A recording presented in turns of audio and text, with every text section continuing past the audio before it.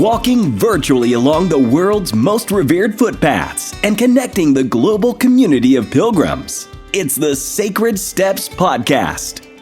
Available on YouTube and your favorite podcast app.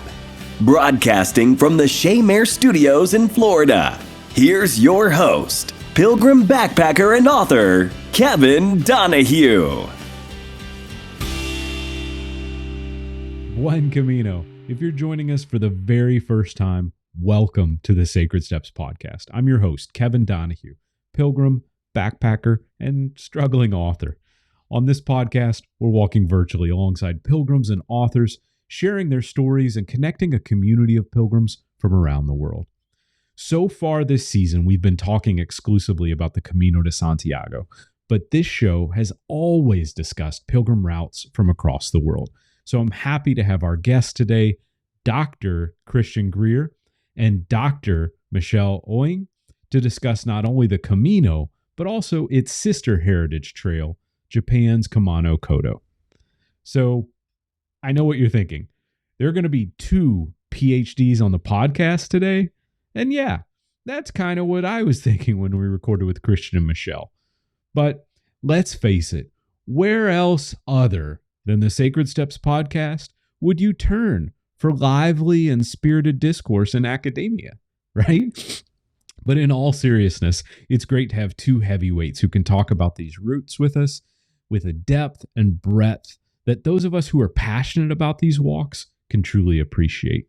And they're great, experienced pilgrims who love the Camino, and quite honestly, we had a lot of fun recording this episode. We'll be discussing the pilgrimage routes, the changing demographics of pilgrimage, and factors that have influenced the recent resurgence of interest for pilgrims. I think you're really going to enjoy this one. So, speaking of scholarly discourse, let's check in with Brian J. Skillen, author of Through a Field of Stars trilogy, and his partner Chelsea for another update on their Camino Frances pilgrimage. Buen Camino, Brian and Chelsea. Buen Camino, Kevin. Oh my goodness. What a welcome. Where are you both today? So you just heard our Camino family. We are in Tri Castilla today. Brian, how is the journey going? This week, actually a lot has happened since the last time you heard from us. Chelsea and I actually got COVID when we were in Estella. So we took 2 weeks off the road and had to quarantine, essentially. But now we're back. We're back with our Camino family. Well, I'm really glad to hear that you're both feeling well again. What are you noticing as you've been back with your Camino family? And one thing that I've learned is it's so amazing to see people again after being away for a little while, and just how amazing everybody is and how supportive. So one more time. Yeah, right. All right, Buen Camino, Kevin and everybody on the podcast. All right, I hope you come and enjoy this wonderful paella. Buen Camino, Brian, Chelsea, and everyone there. Sounds like a party. I didn't know there was going to be paella. That's another one of my food favorites, but I digress. If you're planning your pilgrimage walk, or if you're already walking like Brian, I'd love to connect with you. Go to sacredstepspodcast.com and record your voice message online with your Camino plans. We may share your voicemail on the podcast in an upcoming episode. Today's voicemail comes from Donald, an American pilgrim from Minnesota. Hi, this is Donald Room from Red Wing, Minnesota. I just finished the Camino de Santiago, the primitive route, 2 months ago. And I met someone at the end of the Camino who said, Caminos were addicting, and I thought at the time, no way. But as I reflect on back on what happened on the Camino, I see how God met me where I was at each day, and taught me stuff that I needed to learn, and I saw how much more I need to learn, and about myself and about God, and I want to go there again, and I want to learn about other Caminos. I would like to go with next year with my wife on the Portuguese route again in September, and if not with her, maybe with my son on the English route. Anyway, maybe I'll see you there. Buen Camino. Buen Camino, Donald. thanks for the voicemail. To share details of your next pilgrimage or questions for the podcast, just go to sacredstepspodcast.com and click send a voicemail. It's that easy. Let me give a quick shout out to everyone streaming the video today over on YouTube. Not only do we stream all of our podcast episodes to YouTube, but you'll also find my video series for beginner pilgrims, a playlist called Camino 101, with short videos answering your most common questions about Camino routes, budgets, where to stay, what to pack, and some of the best apps for your mobile phone on the Camino de Santiago. That's over at youtube.com/sacred steps. Lastly, we just got word from our podcast host that the show is now streaming in more than 50 countries. And that is such a special honor for me, just to think that I started this show because I felt alone and I felt that I was missing my Camino family during the depth of the COVID pandemic 2 years ago. Actually, 2 years ago this month. So happy birthday, podcast.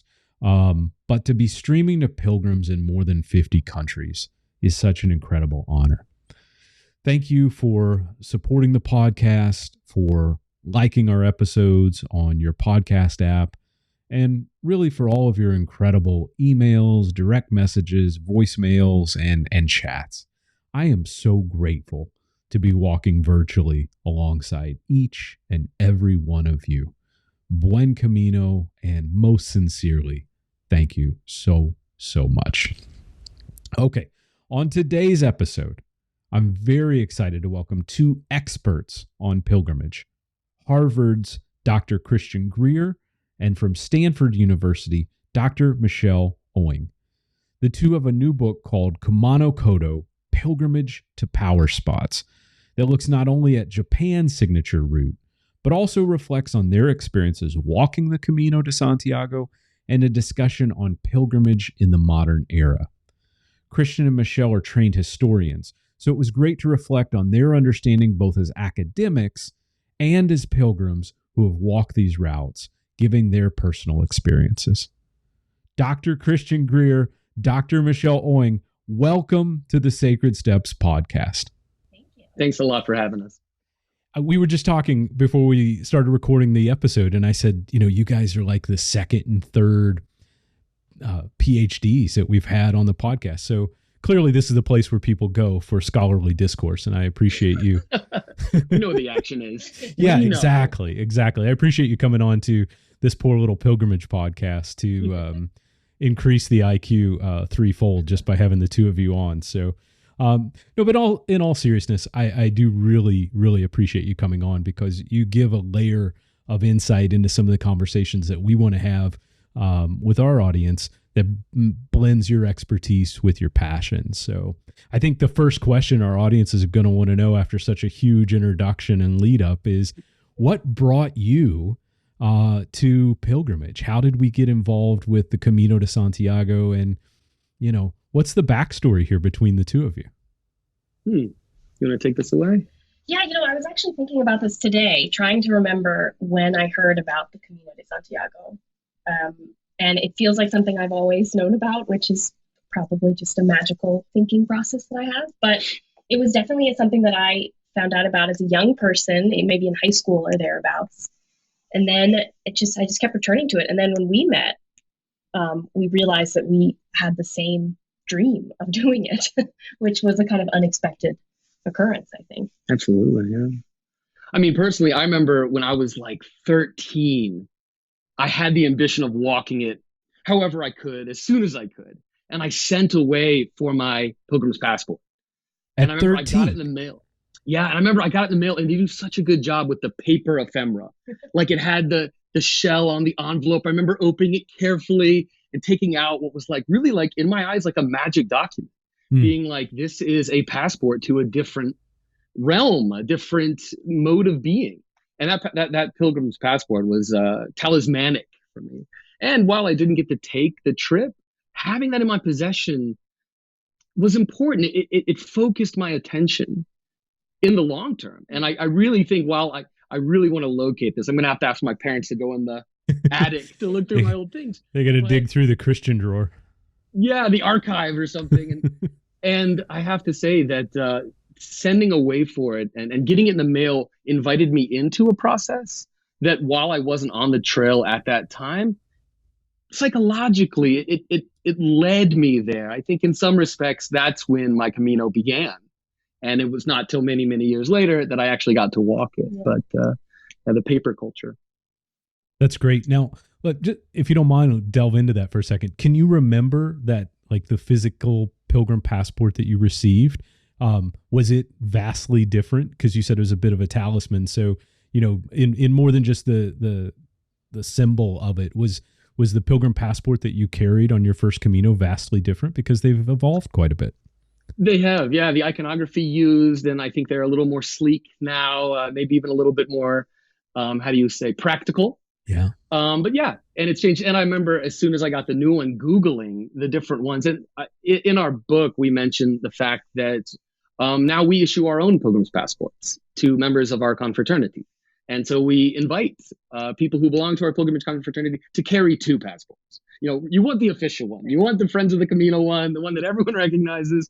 But we also encourage them to bring the other one from our confraternity, if not only because it's new and it's a conversation starter. And you can really describe some of the iconography and what that means to you personally.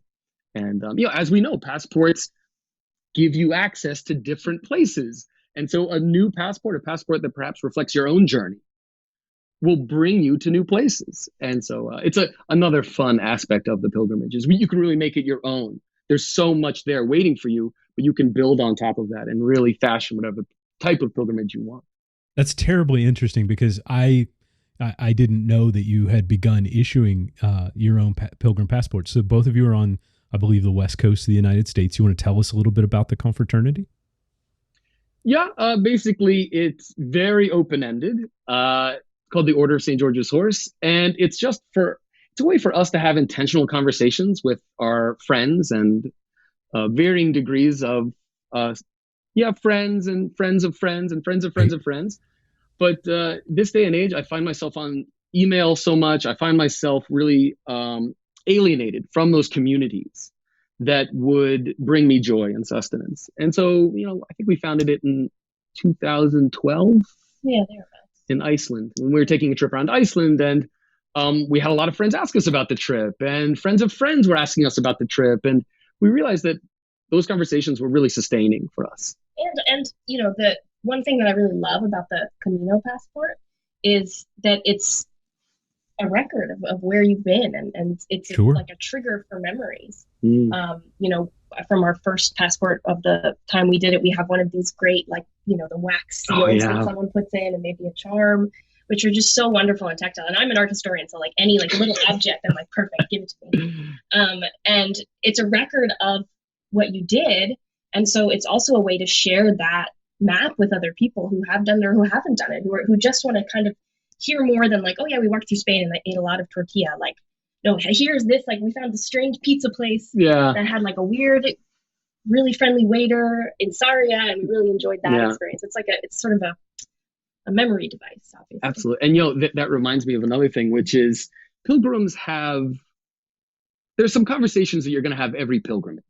You know, you'll talk with other pilgrims about land terrain. You'll talk to pilgrims about their dreams. One of them that's really great about the Camino de Santiago de Compostela is the conversation you have in Santiago with the group you've been walking with about how to preserve your passport. Oh, sure. I've heard a lot of different kind of home procedures. One is hairspray. Have you heard of this one? You use hairspray on the ink so it doesn't run. I don't know if you notice how great a head of hair I have, but I admire it. Listen, it takes a lot of effort, but I don't have hairspray. No, I hadn't heard of that. So what did you do to preserve yours? I ended up actually, my wife framed my Compostela and my pilgrim passport and the shell I carried. And so that's been sitting out as a bit of, a little opportunity board, if you will, for my teenage son. And he's been walking past it for a few years. And now as he's turning 14 and I'm getting ready to turn 50, he's like, Dad, I want to do the Camino with you. So well done. it Well worked. placed. It worked. Way to go, It Mom. worked. So no, but how did you go about preserving your pilgrim passports, or did you? Yeah, I remember I did a arts and crafts project with my partner here, and created a pretty large banner that includes the Compostela and includes the pilgrim passport, and then some nice embroidery. And I think we used it in exactly the same way you did, perhaps, which is we displayed it prominently in my office, at least. Yeah. And so whenever students would come in, it's eye-catching, but I'd never mention it. And then when students would come in and say, "Oh, I've walked at the Camino," immediate rapport. Yeah. And you can really share. It's a conversation starter, but put it like this, the Camino really changed the way I think. It was a transformative experience. And I think it's not totally unsurprising that I'd want to share whatever happened on the pilgrimage. And is this your experience as well? So we did that with yours in this wonderful banner. And then we also have a kind of like shrine set up in our house with my passport. Oh, yeah. And then also after this trip that we did to Japan, to the sister pilgrimage, the Kumano Kodo, they also have passports for that. And in addition to those passports, they have this other ephemera paper thing, which is when you visit temples, these Shinto temples, you can wait in a little line, and then someone will come with this beautiful calligraphy pen and write the name of the temple in this beautiful way. And so we have all these different kind of passports in this shrine, along with the shells and like patches that we were given by fellow pilgrims, or little, sort of things that would be tat if they weren't associated with the Camino, and now they're holy to me. So yeah. I'm curious. Again, did you bring home a piece of pilgrim memorabilia that is especially important, or that focuses your imagination? I mean, I love this material culture of the pilgrimage. Yeah. So anything in particular on your end? Yeah, I actually, I think I left more than I brought home. So I took, I've had the opportunity to walk in several places, as you have, beyond just the Camino. And so after my first pilgrimage, I was talking with a Camino legend, Johnny Walker Santiago. And he said, it would be really great if on your next pilgrimage, if you invited people to take part in it, however they may see fit. Maybe, from our conversations, I actually ended up carrying the prayers of pilgrims on two of my pilgrimages. One to Lindisfarne, Holy Island, home of the Lindisfarne Abbey, and most recently to St. Peter's Basilica in Rome. And so, on my second pilgrimage in the UK, I ended up taking shells with me. And I try to make a very intentional, time every day. And so I try to dedicate at least a portion of each day's walk to relationships that I have. And so on that UK pilgrimage and on the Camino, I was, writing people's name and then leaving the shells along the way, or as I would get to the sea, casting them out, not the people, not the relationships, but the shells, and then, I did bring some shells with me. Some people asked me, would you carry a shell for me? Or would you, maybe pick up a rosary for me or something like that. And so, I had the traditional, what I'd call, tourist take home things. People ask you to pick up a little memento for them. And I did, but I think the thing that I took home the most from the different pilgrimage walks was I always got the pilgrim passport, like you said, regardless of where I was. Sometimes even on these walks, it's not that popular, or it's hard to get a stamp in some places, but I journal every day, and that's really been the thing for me that I bring with me is, I try to record. I'm not a great artist. I'm not a great writer. I'm not a great speaker. You're a good podcaster though. I don't even, I think I'm number 3 in my segment out of 3, but we're getting there. But for scholarly discourse, I think we're number 2. So no, but let me ask you, you mentioned some of the things that you brought home and that you've set out and inspired around your home and at university. Were there elements that you've said, hey, this really speaks to me. I want to take this home. And before we start talking about Japan, I want to stay focused a little bit on your European pilgrimages, because I think those are some that people identify most with and are very curious about. how they contrast the Asian pilgrimages that you've done as well. So we'll get into that in just a moment. But from the Camino or other places in Europe specifically. Well, to take a different approach to the question, a real change in the way in which we do pilgrimage happened a few years ago. And I remember where it happened and when it happened. We were about 30 kilometers outside of Santiago. We'd found our way to this fantastic tavern, and the bartender there was just so sweet. All the best stories start this way. I know, right? It's medieval, really. We don't want to go in and just refresh ourselves with a nice cerveza, get our wind. 3 hours later, we're in the back of the tavern. She's showing us photo albums. We're having a great time. And before we left, she gave us this little plastic trinket. And that trinket really changed the way we travel, insofar as now we go with gifts to give. So instead of taking things home, we actually find ourselves often presenting little talismanic objects and little amulets to the people we meet, and just to tell them, as a means of saying thank you. So often pilgrims, I think, are focused on the transformation happening inside, which, of course, it's a transformative endeavor. But we wanted to go a little bit further and say, well, how can pilgrims give back? How can we participate in a economy of friendship, an economy of reciprocity? And part of that for us was, so we've created these little talismans and amulets. And our friend just left for the UK to walk a pilgrimage in Wales. And before he came over, he's part of the confraternity. We're like, all right, here's an allotment, but you have to be careful. You don't want to take too many, whatever. So anyways, yeah, that's something we're focused on, is how do we give back and how do we signal our appreciation to the people who take care of us, which such an important part of the Camino is the people who walk it and the people who allow us to walk it. Our guest today is Dr. Michelle Oing and Dr. Christian Greer on the Sacred Steps podcast. They have written several books. You know where to find the links down in the show notes below. But if you are inspired for more information about this pilgrimage walk, or we're going to be discussing the Kumano Kodo, please check the show notes below. So, Michelle, you were just mentioning, Christian was just mentioning the gentleman who was headed to Wales, and you were going to speak a little bit about that. I'm sorry.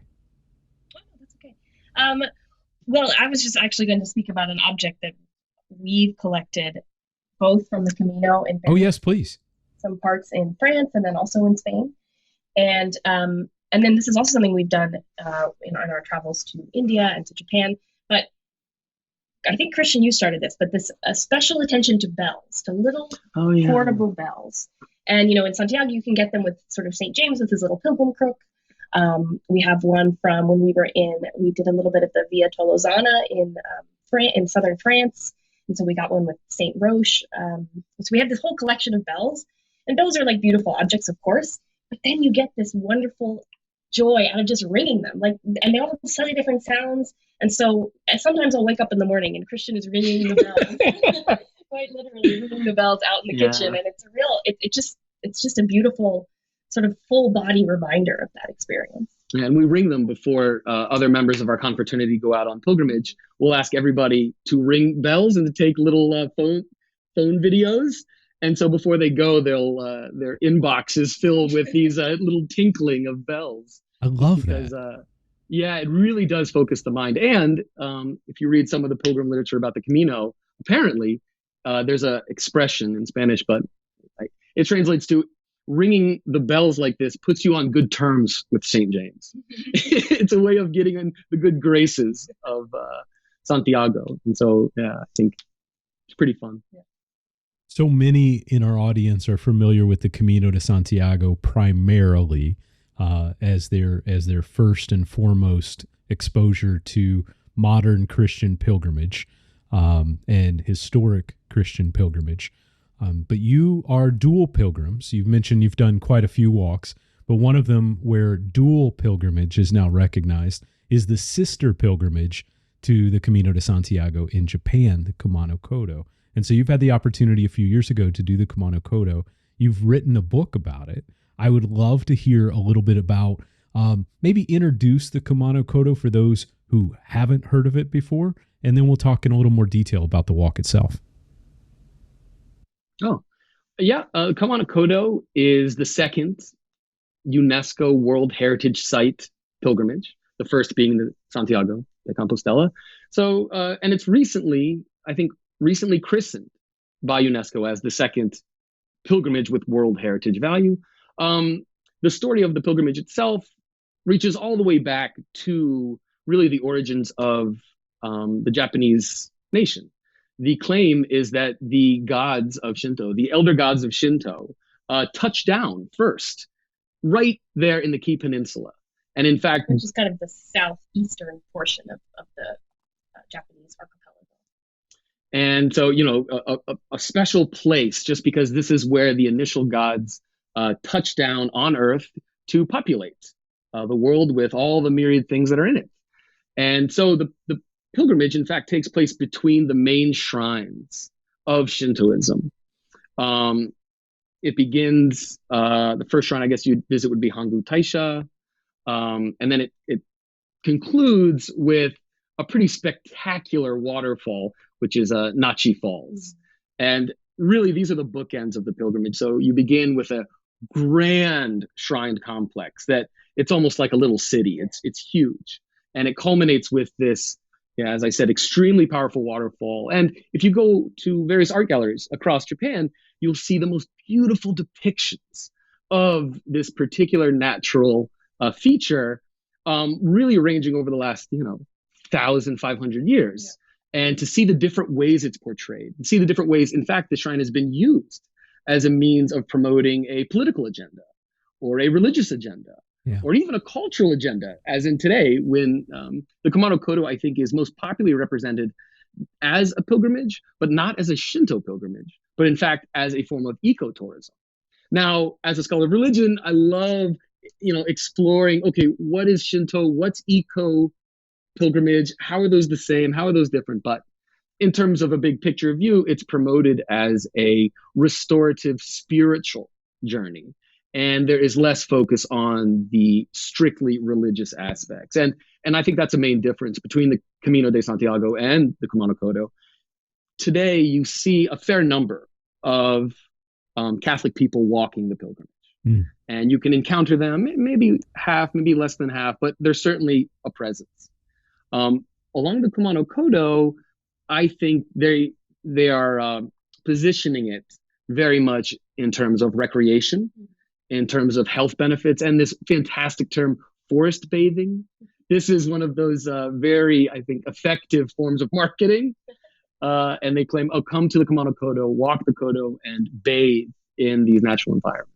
Yeah, and I would say, too, that I think, in sort of in the UNESCO story of these sister pilgrimage idea, there's also this kind of temporal aspect, right? Which is that if we think about the Camino as something medieval Christian pilgrims did, the Kumano Kodo also has a history in medieval Japan of people walking it as well. Then, so there's kind of a parallel in the stories there that we can talk about how accurate sometimes those stories are in terms of thinking about the history of these pilgrimages. But yeah, there's kind of a setup there of these as being really ancient pilgrimage routes that thus are connected as kind of twin pilgrimages.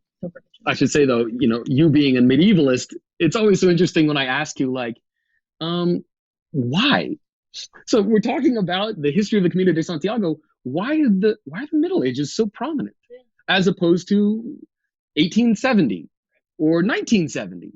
And in fact, within the literature, I think scholars of the Camino de Santiago really do a great job of inspecting and analyzing the way in which the Middle Ages, what they represent, not what they were, but what they represent to people today. And I've always found that really interesting. And you see that same narrative, the Camino de Santiago, if you look in the literature, particularly in Spain, the focus is on the Middle Ages. And if you go to the Kii Peninsula, I'd say the literature on the Kumano Kodo is very focused on the Middle Ages, as opposed to more present decades. Well, and, that combination of the religious and secular coming together is such a big part, which, obviously makes it, as you said, a little more accessible for everyone, right? Because we're not exclusively attracting one specific audience. I mean, we do have to get the forest bathers in, right? So wherever that may fall, we need that. But looking back at the Kumano Kodo, there are more than one, there's multiple routes for the Kumano Kodo. And one in particular was it, at least is told today, as being exclusively for the emperor and the emperor's family historically. And the remaining routes were very much part of a caste system where certain members of society would walk one or the other. So we've grown a bit past the Middle Ages. So what is true of the routes of the Kumano Kodo today? And if you could comment on one or which of the routes you may have walked in Japan. Please. So we did the Nakahechi route, which is for sure the one that that the sort of Japanese tourism industry is promoting for international pilgrims. And that's in part because it is, so this was a shock to me. On the Camino, you walk 20, 30 kilometers a day. It's tiring, it's a lot, but for the most part, well, obviously the terrain changes, but 20 to 30 kilometers is a lot, but it can be done depending on what you want out of your pilgrimage or your physical abilities. I remember looking at the Kumano map for the Nakahechi, and it was like 10, 12 kilometers. Yeah. And I was like, easy, we'll be done in 2 hours. We'll be able to eat all the ramen we want. Yeah. But it's so steep. Ooh. You're really walking through mountains there. And I remember so distinctly on the first day, climbing up this mountain and thinking, oh, this is it. I'm going to die here. I can't make it. Not another step. And the Nakahechi route is actually the least intense of all the different routes. And there are some that they really are very clear. They say, don't do this unless you're a very experienced hiker.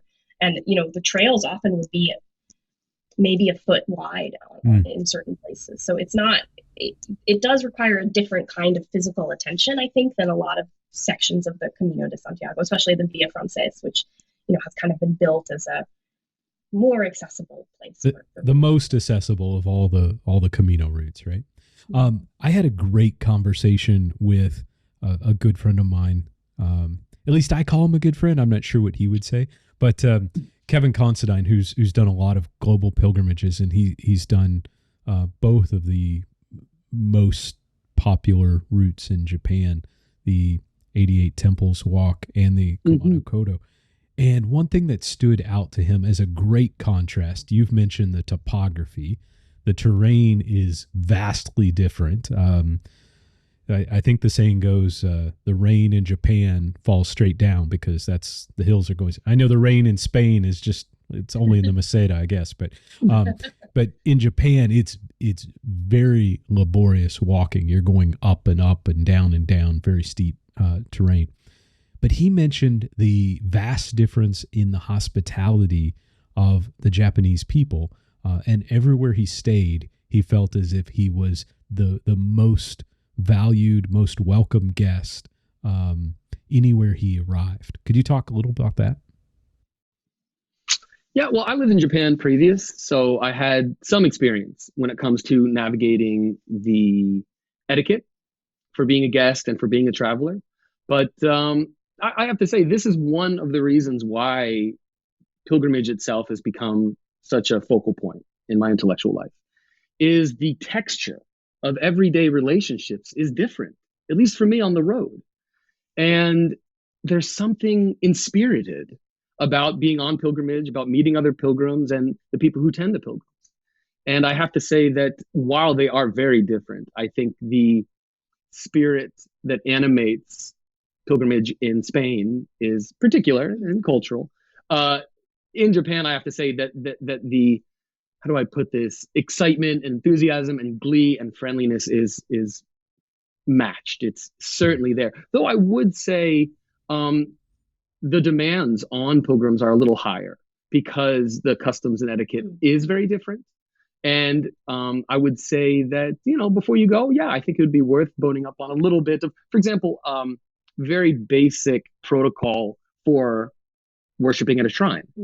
For example, if you're born in the US or Western Europe, you might be somewhat familiar with Catholicism and how to behave in a cathedral or a church. Very different rules are regulating the shrine space of Shinto temples and the Shinto shrines and Buddhist temples. Right. And even knowing the difference between those two, knowing the protocols for worship at both, I think would really give you a leg up. And I should say, if you make a mistake, don't worry. Everyone makes mistakes. They're used to it. But if you get it right, boy, you really do get applauded, and they think, wow, this is someone who is a little special. And I think there's a lot to it.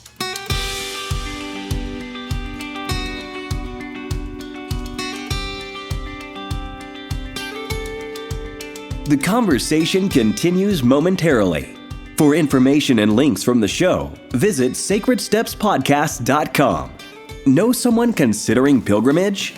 Share this episode as a text from your device. To support the show, please leave a star rating in your podcast app. And now, the Sacred Steps Podcast continues. You mentioned that you lived in Japan. You said it afforded you some exposure to the hospitality of the Japanese people. When you went on your pilgrimage, was it surprising to you the way pilgrims were welcomed and cared for in Japan? Based on your experience, did it seem like something that was very common, the way a family friend would be welcomed, or did it seem something that was transactional, the way a stranger might be passing through? No. I'd say it's because it's new too. Keep in mind, the Kumano Kodo is somewhat fresh, and I think that the shape of that pilgrimage is yet to be formed. And I think in many ways, the people going now are really participating in what is going to be, I think, a major global pilgrimage in the next 50 years. I should say, though, that one of the cool parts of walking the Kumano Kodo is we stayed with two separate hosts, both of which had walked the Camino de Santiago de Compostela. So the first couple we met, this Japanese couple, had this life in Tokyo, and we mentioned this in the book, but very successful business people. Yeah, they're business people. Yeah, and they wanted a holiday, so they walked the Camino de Santiago, and their lives changed. And they were plugged into something that they couldn't explain, and they tried to go back to work after their pilgrimage, and they were like miserable. And long story short, they dropped out and relocated to the Key Peninsula and now run a tourist inn. And it was that type of enthusiasm that I recognized that it's part of the pilgrim community. They knew what it's like to travel abroad and to make their way in a new place. And so I should say that, of course, the hospitality is fantastic. But on top of that, you're going to meet a lot of people who have also done the Camino de Santiago. I would say that's a very strong connection. Yeah. I would say, too, just kind of a caveat about our specific experience, or not a caveat, like another layer, is that it was in March of 2020. And we were actually kind of stuck in Japan, which was not a problem. But that meant that our experience on the trail was very different. And there was a lot of anxiety, of course, as there was around the world. But I think also Japan had been dealing with it for longer, just sort of geographically, its closeness to China and other places that were dealing with outbreaks earlier.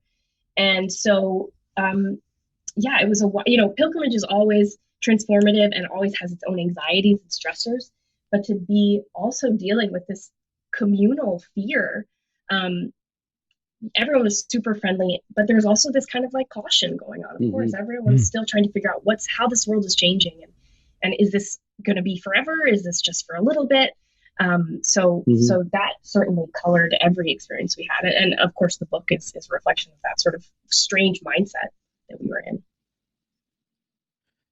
Dr. Michelle Oing and Dr. Christian Greer are our guests on the Sacred Steps podcast. Their book is Kumano Kodo, Pilgrimage to Power Spots. And we're going to get into a little bit of the discussion about who pilgrims are today, how that's changed, and as Christian spoke to a little bit ago, how the UNESCO designation have maybe changed the popularity culturally of pilgrimage. So let me ask both of you, the Kumano Kodo, in its infancy as a pilgrimage, is largely a Japanese pilgrimage. What is the demographic breakdown, and how do you see it expanding between other Asian nationalities and even Western culture? Well, I would say that the first guidebook available to Western audiences was Hans Brummer's Kumano Kodo. So this is a very intrepid German hiker. Oh, Swiss. Yeah. Swiss hiker who wrote a fantastic, I mean, really, this guidebook is so different from our own, really couldn't be any different.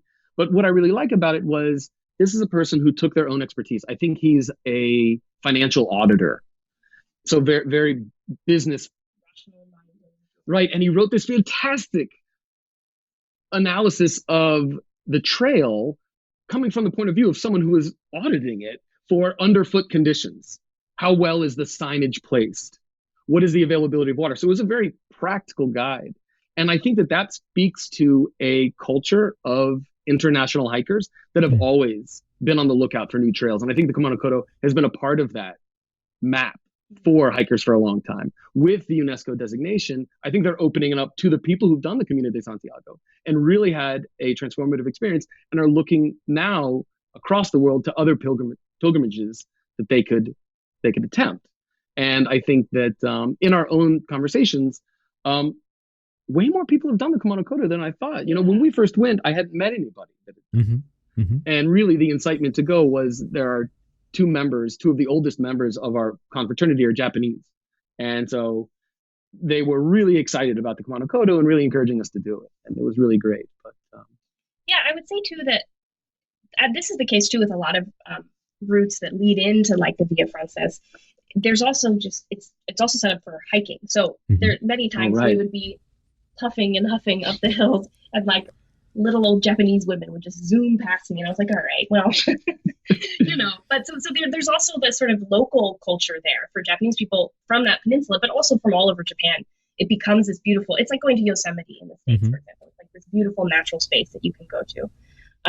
But I think there's a lot of pilgrims from kind of Australia, New Zealand, who come and, then Americans, you know, slowly but surely. Canadians, and everything is now in English and Japanese. So that's one of the sort of innovations they've made. So obviously English is not restricted to a few countries. It's kind of a lingua franca, but they've set it up with those two languages thus far. I'm sure they'll expand. Well, this actually raises a really fascinating point, which is something that I should keep my eye on. I didn't think about this before you asked the question, but it'd be worth keeping tabs on the different languages in which Kumano Kodo guides are appearing.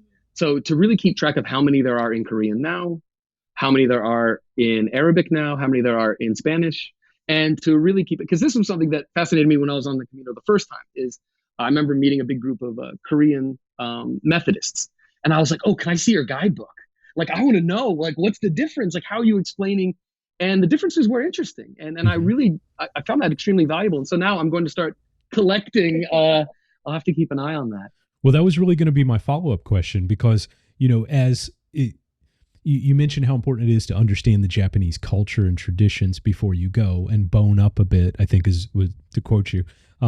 Dr. Greer says, bone up, which perfect. That's what I'm going to do. So, but there's an inherent language barrier, or at least the perception of a language barrier, because the Eastern languages are so different than the Western Romantic languages that people are used to from the Camino. And that is a real barrier for people saying, oh, well, I would just feel so lost. I would not know when to be respectful or how I might be perceived as disrespectful because I have that gap. So for obviously the advice for anyone going into a different country would be you should learn as much as you can, and you should make an attempt to learn the language. But is this one of those routes where you can learn the 12 basic conversations and there's enough translatability that this is accessible for everyone, or is there a real high barrier to entry here?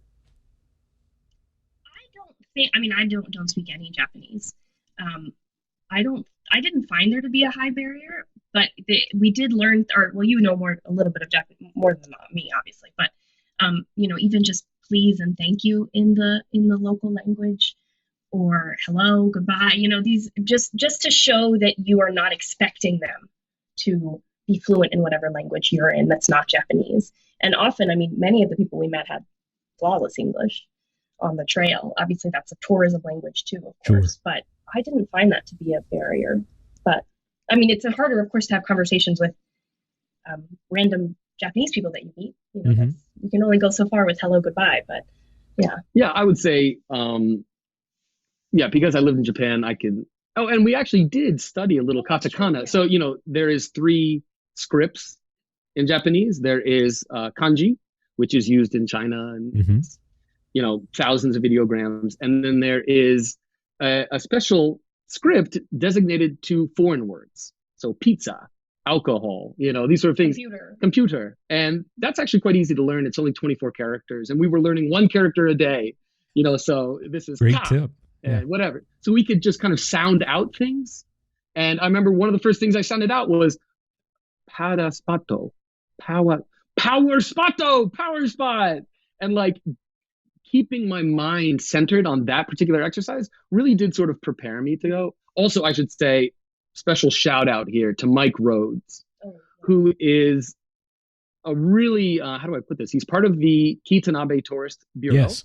And if you go on YouTube, he has these fantastic videos. Oh, they go through many of these polite etiquette things. Yeah. What to do about bathing culture or going to a Shinto shrine. He's great on YouTube. He's the best. So really, can't say how much, I can't really overestimate how much regard we have for Mike Rhodes and his work. I just want to piggyback on that as well, because Mike and I were set to record a podcast in April of 2020, because I was really interested in doing this walk.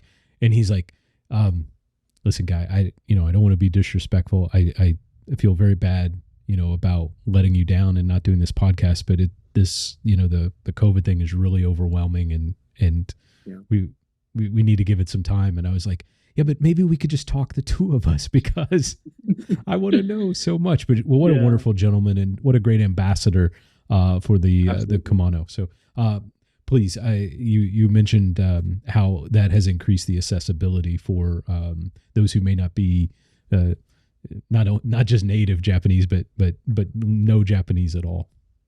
Yeah, and I should say, this isn't a person who is like just a media person. We saw him on the trail. Like he's there, and not someone who's like, oh, hi. He was like, oh, hey, hi. How's it going? What's your experience? Like someone who we felt really welcomed by, and someone who is an active part of that pilgrimage. It was just really cool, I have to say. And so that's another vote for the welcoming nature of the Kumano Kodo. It really is spectacular.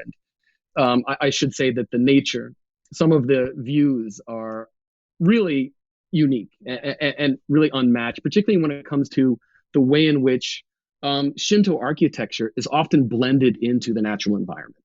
And it is not unusual to find rock faces that have been carved out with small statuary. Also, if you look at the Jizo, these fantastic Buddhist sculptures that line the way, the 99 Jizo that lead the way to Nachi Falls. I should say that is not a tradition of religious architecture that I have seen in Western Europe. It seems to be quite particular. And I have to say, it's breathtaking. It's stunning. And a part of that is the waterfall that you reach, Nachi Falls. If you read into the history of it, there is a dragon ensouled in there. So that's the claim. And it's like, how can this be true? How can I make this true for me? And what was really cool is I set myself the task of, all right, I'm going to sit here for however long it takes for me to understand whether that is a metaphorical claim or a religious claim or a poetic claim. How can this be real? And I have to say, it's that type of engagement, that open-hearted, what my friends like to say, the opening the eyes of the heart, to be able to, if not understand, at least appreciate the religious sentiments that really mark this path. They're quite spectacular. So a really great contrast between popular pilgrimage routes like the Camino de Santiago, to a lesser degree the Via Francigena, and the Kumano Kodo. You've walked some routes that are much less, they've left popular culture centuries ago. And we're starting to see the rebirth of some less popular or statistically more popular now pilgrimage routes. One of them that I walked was very simple, the Pilgrim's Way to Canterbury, the accessibility of which is nowhere near what you would find on the Kumano Kodo, nowhere near what you would find on the Camino de Santiago. But I wonder how much this exploring our cultural and religious lineage is bringing pilgrimage to the forefront socially and culturally, and where you see that going over the next 5-10 years. Well, before jumping in, I have a lot to say about it. Just on one level, I think pilgrimage is really becoming its own spiritual tradition, its own autonomous tradition. Pilgrims are able to talk to each other across ecumenical lines that perhaps representatives of those religions wouldn't be able to have those conversations so easily. Sure. So I see pilgrimage really developing as a global religious tradition. But I just want to turn it back on you. What do you think? I mean, I'm curious. You have all of these wonderful guests on, and you really get to see how everything. You really have such a cool point of view. Is there anything that really jumps out at you as shaping the way in which pilgrimage is happening? Yeah, I think one of the things that's been transformative for the culture of pilgrimage, people who make a decision that they're going to actively seek, a transformative, to some degree, experience, whether that's they want to go forest bathing, whether that's they're looking for some religious divine commune, whether that is the opportunity to simply have a cultural experience and a cultural exchange, and whether that is something that is deeply personal or deeply social. So, I was talking to Dr. Guy Hayward, who heads up the British Pilgrimage Trust, and their mission is to make pilgrimage accessible to all, which I really think is a great mission. You just take it out of the context of just the British Isles, right? And how do we make pilgrimage sites accessible to people of all faiths and none? Gosh, what in the world I wouldn't give to have the opportunity to go to Mecca, right? Mm-hmm. And culturally, I couldn't, wouldn't, shouldn't. But what a great place of storied worship, to see the things that man has given to celebrate their faith, is so very interesting to me. So when I talk to pilgrims that are looking for different routes, often it's, some of these that there's a guidebook for, but many times it's ones where there's 4 guys on the internet that kind of did it and they wrote a blog, right?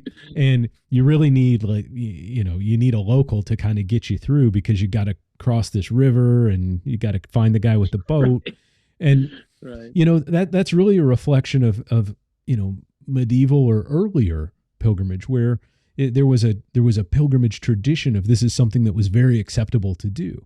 And so what Guy was talking about, which reminds me now, I think we've had 4 PhDs on the podcast. So shout out to Dr. Guy Hayward. Sorry, you were one of them that I was thinking of. I swear I didn't leave you off the list. But as we're thinking about pilgrimage, they want it to be something like, what are you doing this weekend? Oh, well, we're going to, Concert Fest. And, oh, okay, well, we're going to go, walk a pilgrimage route. And they want to make it something that is so practical and so accessible to people that they would consider it, a way in which they enrich their lives and find deeper meaning in the day-to-day, because that brings a healthy mindset. And whether, that's a reflection of people who were walking to Avebury to go to Woodhinge, which completely off the map for most cultural tourists, or if it's someone who's just going to their local cathedral. There are great ways to explore pilgrimage if you think of it as an intentional journey, right? If you take away all the trappings and all of the iconography of it, now we're talking about something that's just the intention of finding the method in the process, right? I'm going to do this walk and I'm going to do it in an intentional way, or I'm going to put myself in this space, like you said, where I'm going to look at this waterfall and really contemplate it a bit. And that, whether you're walking across a country or you're walking across the street, both of those offer the opportunity for pilgrimage. And I think when I talk to pilgrims, a lot of times it's about, I went to this shrine and I did this and I did that. Those aren't the things that really resonate with me. For me, it's more often than not this intersection of history and faith, and both of them are very exciting for me. And I think that's where I really find myself, wanting to seek more. Absolutely. I'm curious though. I didn't give you a chance to respond. Is there any the trends? Future of pilgrimage. Yeah. Yeah, that's something I definitely have to think more about because, as someone who studies things that happened 500-600 years ago, there was always a sense that pilgrimage was changing in some way. And there's always these kind of anxieties about like what makes a real pilgrim. There's in the medieval pilgrimage literature, there's great stories of people doing it for the wrong reasons, right? So you put on, I think in Chaucer's Canterbury Tales, right? There's these stories of people putting on the pilgrim's garb, but really they just want to like rob somebody or have a good time or like get away from trouble, get away from debt, whatever. Yeah. Chaucer's very enlightening. Yeah. And I think he really captures the fun and jollity of pilgrimage and also the kind of darker edges, the dark night of the soul that you go through on those experiences. But so there's always the kind of concern of like who's doing it right and how do you do pilgrimage right, and we still hear that today, and we talk about this a little bit in the book, but like the pilgrim and the tourist, and my initial reaction is like, oh, I don't know if my sort of greedy reaction is like, I don't know if I want it to be accessible to everyone. Like I want there to be more thought or contemplation into it, but then it's like, who am I to say what your experience is or how you go about it is right or wrong? And so it's a tough one because it's something that I'm always turning over in my head of what do I want the future to be like, and does it matter? Right. What will it be like? Who knows? It's kind of science fiction to imagine, but fun science fiction to imagine. I should say though that it's conversations with you that really changed my mind on this topic between the authentic pilgrim and the tourist. And we both taught classes on pilgrimage, and that's the first question that really comes up among students is, how do I do it in the most authentic way? How do I really do it? And so I'm not like a tourist, but discussions with you and the medieval literature you've shown me demonstrates that there's no such thing as authenticity. Right. I personally, I remember I thought the first time I did it, it's like, okay, I'm not going to have lunch. I'm not going to take any alcohol. I'm going to be a true pilgrim. And then I read the literature and they're all getting drunk every day. They're having fun. They're going, it's really jolly and joyful. And so I think like a little excessive. Yeah, excessive. And really you have people they're doing it for every reason. And so I think that maps perfectly on today. I don't think we can really claim, we don't have an authenticometer. We can't measure this scientifically. I think everyone has their reasons and everyone should be, I think, promoted in those reasons. I think everyone should be, we should consider the variety of experiences that bring people to pilgrimage. And I don't think anybody has the authority to determine what is authentic and not. I think everything's authentic in its own way. I would say one thing as we're talking, I'm thinking about is I do really appreciate on the sort of Via Frances, the affordability of it and talking about a different kind of accessibility. I think the Kumano Kodo is beautiful and wonderful, but you're certainly not going to be paying the equivalent of 10 euros a night for a bed. You can really go way up into hundreds of dollars because people have built these beautiful inns and they give you all your meals that are multi-courses, so you can have a really luxury experience. And so the bottom line is not as low financially. And I think that is something that I really appreciate about the Camino because it also, you're going to meet a lot of different people and having that budget and that, all right, can I get this bottle of wine or do I have to get the one that's €1 cheaper? I think adds a kind of communal sharing aspect. That's a really, really great point because the accessibility of wealth, as a determining factor for privilege, there's no escaping it, right? These trips are incredibly expensive. I don't know what a ticket from Florida to Tokyo is, but it's not 10 euro. It ain't. But those obligations are so welcoming, Yeah. They're great. I also want to piggyback on what you said about, looking back and being reflective of how pilgrimage took place, and just share with you my very layman interpretation.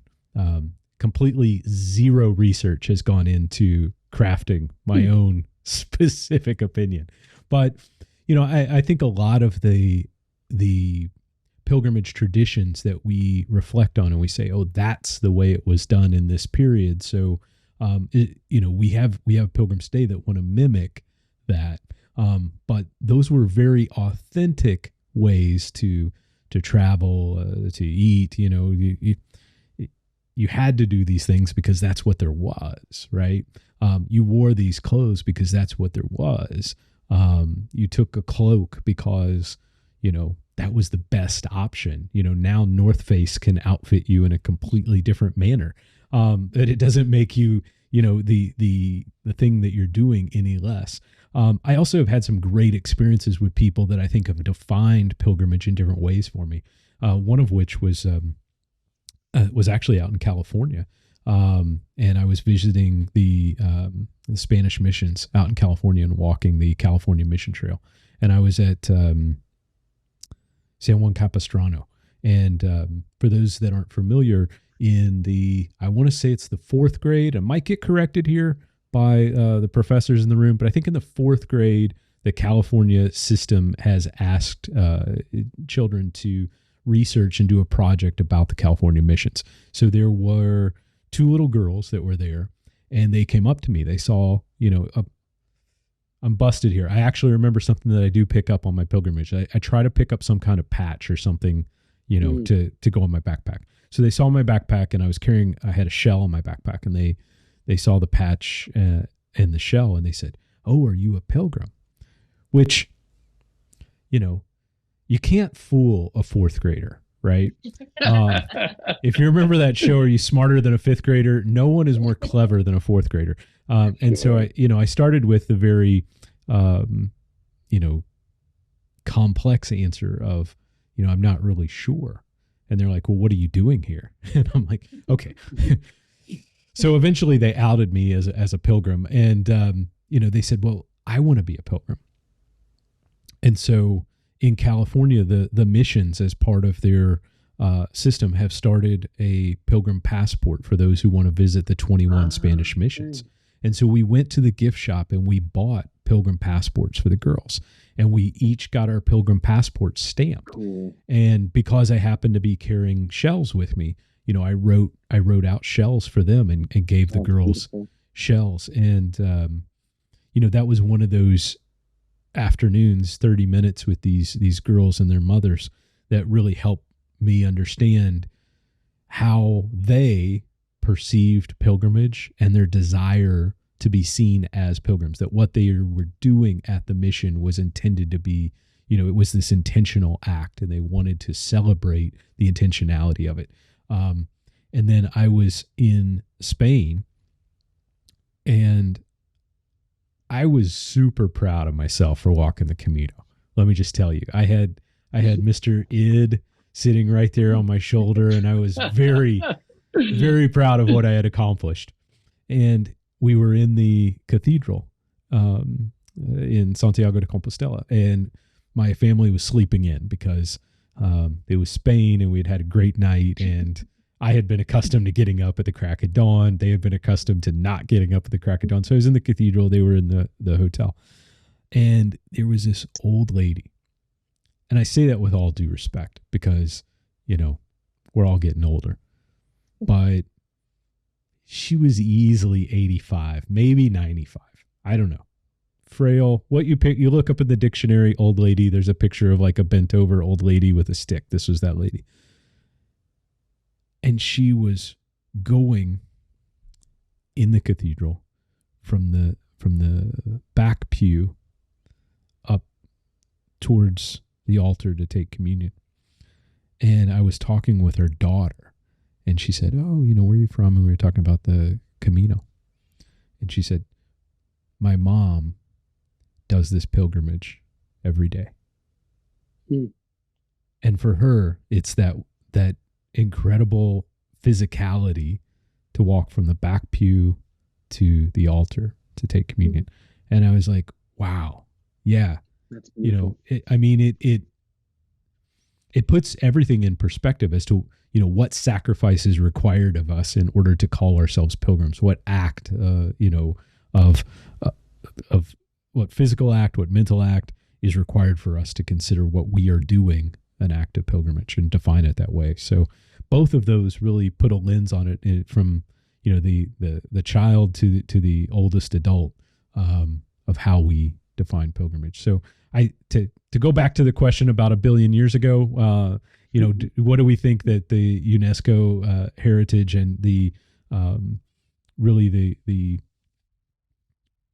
the ways in which we promote tourism, the ways we promote pilgrimage, how does it help and define in these areas? I think pilgrimage is an incredibly diverse trend. I think it's going to continue to grow in popularity, and I think we see it today in modern American culture where people say, "Oh, I'm quitting, I'm doing this, or I'm going to take a few years off." We never had, in American culture at least, a real appreciation for gap years. We never had a real appreciation culturally for taking a sabbatical. And the Wunderjahr. Yeah. Yeah. Yeah. And that's idea. Something that socially in other societies is such an investment in yourself and an investment in your own culture and those around you, that I think pilgrimage is kind of beginning to occupy that space more and more so in the Western culture. Cool. And what you just said brings to mind a few ideas. One is we have a pretty active interconfraternity dialogue going. We send letters, and we have a elaborate system, whereas letters are always circulating amongst the people, responding to earlier letters. And we talk about subjects like, what is tourism? What is pilgrimage? How do we get to the bottom? And a few lines jump out at me. One is, pilgrims welcome the pain and discomfort that tourists pay to avoid. I thought, oh, that's very pithy. I don't agree, but it's very pithy. I like it. Pilgrims welcome the pain and discomfort that tourists pay to avoid. The other was, this was really, it totally knocked my socks off. A person said, oh, you can tell whether you're with pilgrims or tourists because tourist destinations become a drag the more people show up. Disney's no fun when it's overcrowded, whereas shrines become more powerful the more people show up. And it's the same with tourists and pilgrims. If you're with a bunch of people and you find yourself enlivened and strangers, but you find yourself having conversations and thinking deeper and opening up your heart, well, those are pilgrims.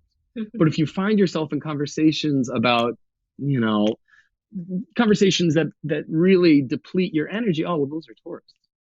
I thought those are two really fascinating lenses to look at this subject. But I should also say one more thing, which is, I think you put your finger on something very, very important, which if you go back through the pilgrim literature, especially in the last 200 years, and especially with the Camino, what you see is one theme really reappearing again and again, and that's crisis. Crisis is such an important motivation for taking the Camino. Whether that's a personal crisis or a crisis that's happened in your circle, there is a healing function to pilgrimage across culture, space, and time. And I think today, seeing the damage done by the pandemic, not just physical, but emotional and psychological damage, the isolation caused, I think pilgrimage presents a fantastic opportunity to address that hurt and pain. And so I guess whatever I can do to promote pilgrimage as an alternative to other forms of therapy, or maybe not an alternative, but maybe in concert with other forms, but really pushing the curative potential of pilgrimage alongside the joys and the cultural enrichment, but really focusing on the way in which pilgrimage is an ancient form of healing. And I think that is particularly important because, we work with young people, we teach undergraduates, and it seems as though more young people are coming to me with psychological issues. And I always have an eye open for a way that I can address that appropriately. And I am not quiet about my enthusiasm for pilgrimage and its healing function. And so that's just one thing I want to mention, that as we find ourselves in more crisis, I think pilgrimage offers a fantastic palliative to those tensions. Dr. Michelle Oing, Dr. Christian Greer, the book is Kumano Kodo, Pilgrimage to Power Spots. In the brief time we have left, I have to ask you, we've talked for the better part of an hour about pilgrimage, and we've talked about all of these things that are so personal and mean so much to us. So what are your next steps?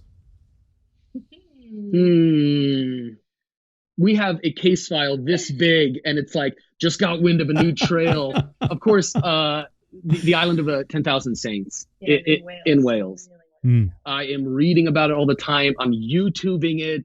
I'm absorbing all I can in the hopes that I will clear a path somehow, that I'll start dreaming about it, daydreaming about it, and it would welcome us. Yeah. I think we would find a time. I think also, ideally doing the Shikoku pilgrimage. That was the 88 temples. That was my first trip to Japan, was the Kumano Kodo. And, I grew up in Singapore as a kid, but I never made it to Japan. So I would love to go back and do the Shikoku pilgrimage and kind of see, too, the way that those are constructed differently. I know they're working on kind of updating the Shikoku pilgrimage to attract more international tourists. So I'd be interested to see how that's going. And I know you've mentioned the route through Portugal to Santiago. Camino Primitivo, would be really this looks spectacular. Yeah. I should also mention one additional thing, and then I'm going to ask you that same question. One thing I am addicted to picking up is local pilgrim literature. If this cathedral has a self-published pamphlet or little booklet, I am such a sucker for that. Like, no ISBN on it. Oh my, I need it. Yeah. And that is where I found some of the most rich details are local. And, whether it's when we were doing a pilgrimage around Ireland, the standing stones and the megaliths, we couldn't go into a pub, it seemed like. It's a great way to start a conversation and to really become a participant in whatever township you're in. But asking, hey, is there a local historian around here? And then it's a means of being generous too. Can I buy all of your literature? Like, what do you have? What have you written recently? Yeah. So local literature, I'm just a sucker for it. But I'm curious. How about you? Where are you going next? Well, I mentioned that I'll be doing the Camino Portuguese with my son next June. That's something that he and I are looking forward to doing together. I have to tell you, I loved my UK pilgrimage walks. I would really, really like to get back to the UK. I don't know if I'm going to make it I know I won't in 22. I would love to make it in 2023. There's a walk from London to Walsingham that I would really like to take because that has such historical significance in the UK. And UK pilgrimage is so fascinating to me because, from the breakage of the veneration of saints and the English Reformation, and, you kind of take all of what existed in English pilgrimage, which was a incredibly rich history up to 1538. And then you just, like an Etch-a-Sketch, you just shake it and it goes away. And to me, to see some of that reawaken is so interesting to me. And like you said, there's so much that you have to go there to uncover because it's not as well documented, and you are relying on the legacy of the local historical retelling or, a few authors who are putting in and doing great work to research and recover really the British pilgrimage tradition. So I think those are two walks that I'm really personally looking forward to doing. I would love to go. I thought we were going to go in 2020 to Japan, and I have just not gotten that monkey off my back. I really, really would love to do this pilgrimage. Kumano Kodo, Pilgrimage to Power Spots is the book. Thank you both so much for being on the Sacred Steps podcast with us today. Appreciate all the time you've given us. Check below in the show notes for links to the book, to Dr. Michelle Oing's books, as well as Dr. Christian Greer. We'll link as well these routes and information on YouTube where you can find out more about these specific pilgrimages. Thank you both so much. Until we're together next, be well and stay safe, and buen camino. Buen camino. This has been the Sacred Steps Podcast. To help other pilgrims find the show, please leave a star rating on your podcast app. For episode notes, links from the show, or to contact Kevin, visit our website at sacredstepspodcast.com. You can also join our Behind the Mic email list on the website. Before you go, tap subscribe so our future episodes are available to you automatically.